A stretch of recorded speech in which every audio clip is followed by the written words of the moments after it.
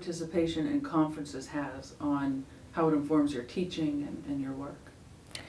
It's really important for any scholar and teacher to be involved in a scholarly community, an academic community. So for me, going to conferences, presenting at conferences, and hearing other people's presentations is a really vital part of my own ongoing education in the field. It keeps ideas new and fresh, keeps me engaged in the conversation, and then I bring that conversation back into my teaching and my work with students, with patients, and it really keeps the work alive. Very important. I think that's good. I think that's good. What are you most proud about accomplishing in your career thus far? It's hard to say what I'm most proud of.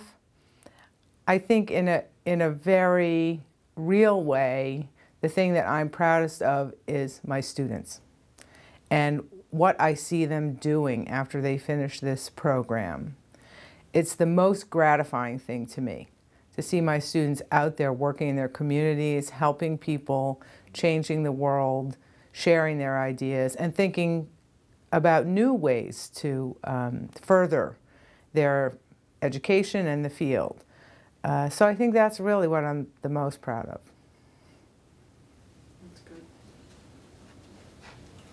So now we're going to shift a little bit to more of the student focus. Okay. For that. So what are the students, like a typical student, what are they doing now before entering into a program like this? Like, who would be an ideal candidate that you see coming into your programs? Our students come from various backgrounds. A good number of them are clergy, Roman Catholic or Protestant priests, ministers, and some sisters as well. So these are people who are already working in ministerial fields who want to refine their skills in pastoral care or be trained as counselors. We also get a number of people who are coming from all kinds of different careers. We have lawyers, firefighters, school teachers, nurses, and a few younger people who are getting out of college and looking to work in the churches, in counseling and pastoral and spiritual care. So it's a wide variety of people. Great. And is that the same for all of the programs? For both programs, both programs tend to get the majority of students after they've been doing something else for a while. And the good thing about that is our students are very mature. They've had life experience. Many of them have raised families or worked in parishes, and they have their own spiritual practice and grounding, which they bring into the program. It makes it very, very rich. Now, I don't know, I'll just say, we don't get a lot of younger people. And I know one of the things that some people were hoping for is we would get more younger people, but honestly, I don't think the program's going to appeal as much to younger people. So maybe that wasn't the PR for the getting the younger people in the program. But you asked me who's here, that's who's here. Yeah. Yeah.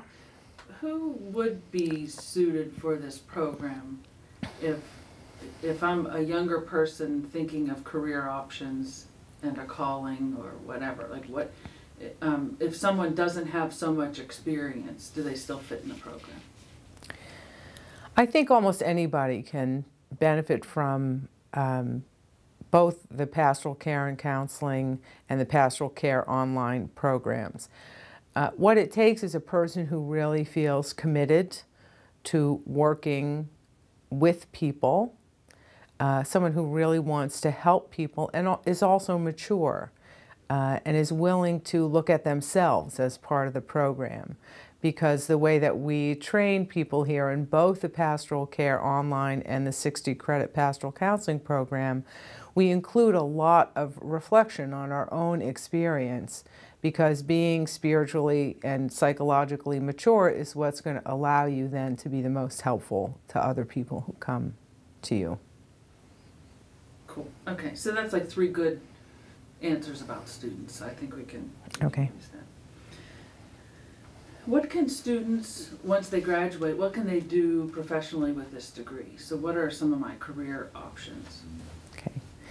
If you're doing the 36 credit pastoral care degree, that would equip you to work in a parish setting, in any denomination, working in pastoral care. Also, people who are interested in chaplaincy do that degree. So it equips you very well for spiritual care work in hospitals, jails, other kinds of settings, hospice, where you're interacting with people specifically in a pastoral care role. The 60 credit degree in pastoral care and counseling is more oriented to people who want to do professional work in counseling. So that includes a field internship and training as a therapist. So people who graduate from that program tend to go out and work as pastoral counselors either in clinics or in church settings doing one-on-one and group therapy. And they've been very successful, I might add. As far as I know, at this point, 100% of our students have passed their licensing exams, 100% of our graduates have passed their licensing exams and have jobs. Wow. It's a pretty good record. That is. So I think you already answered this, but let's get it again. What is the most rewarding part of teaching for you? The most rewarding part of teaching for me is seeing the students change. I really believe that this program is about transformation of the students. And I see this every day. So I see students come in here with a lot of enthusiasm and eagerness to learn, and I see them graduate as professionals who are really excited and grounded and able to go out and help people change their lives. And that's really exciting to me. That's excellent. It's like a commercial. Yeah, I'm trying to do a commercial. Isn't that what we're doing? What do you think is the value of being a faculty who works in the field that you're teaching? In the counseling field, it's absolutely essential that teachers are working in the field, meaning that we see clients, even if it's only a few clients a week. It's really impossible to teach the skill of helping if you're not acting as a helper in your own life.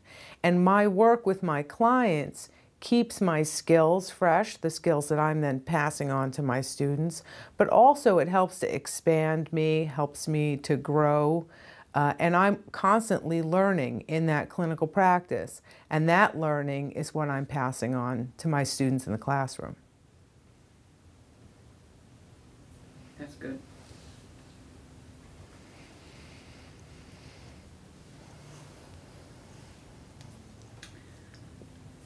What type of person who would be most interested in the work that you're doing? So if they're going to be professionally in that field, like in pastoral care, pastoral counseling, and ministry, like what type of person? What type of person? Okay. I think people who are best suited to this work are open-minded people who are grounded in their own lives, who've done some work on themselves and have reflected on their own past, their own character, and are people who want to continue to grow for the rest of their lives, because that's really important in this work. I think someone who is reflective, someone who deeply cares about other people and is sincere in that, is going to do the best in this kind of a program. Good. Your hair moved a little bit on the other side. Oh, this side. Yeah. Okay. Okay. No, you have to throw out that whole shot now because my hair was in the way. Why is empathic listening so critical in the pastoral care profession, and how is that exemplified in your programs? Empathic listening is the heart of all pastoral care and counseling work. Without the ability to really listen to another person to really welcome them as a fellow human being, to understand that they're a suffering person who's coming to you for help. The rest of the work doesn't really matter. Listening is first. Open, responsive, and deeply caring listening is at the heart of everything that we do. So that's the first skill that we teach, how to listen. I like that. How important is it to engage the student intellectually, emotionally, and practically in your courses, and how do you do it? That's a longer answer. Okay. The field that we're teaching in is a practical field. We're teaching people to go out and do something in the world. And in any course that I teach, I think it's really important to engage the whole person in the learning process, not just the intellect.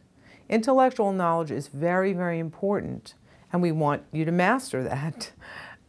But at the same time, if the knowledge is only intellectual, that doesn't help you become a more open, caring individual, first of all. And it's really important because the emotions and the affects, as we call them in my field, the feelings are part of what we do.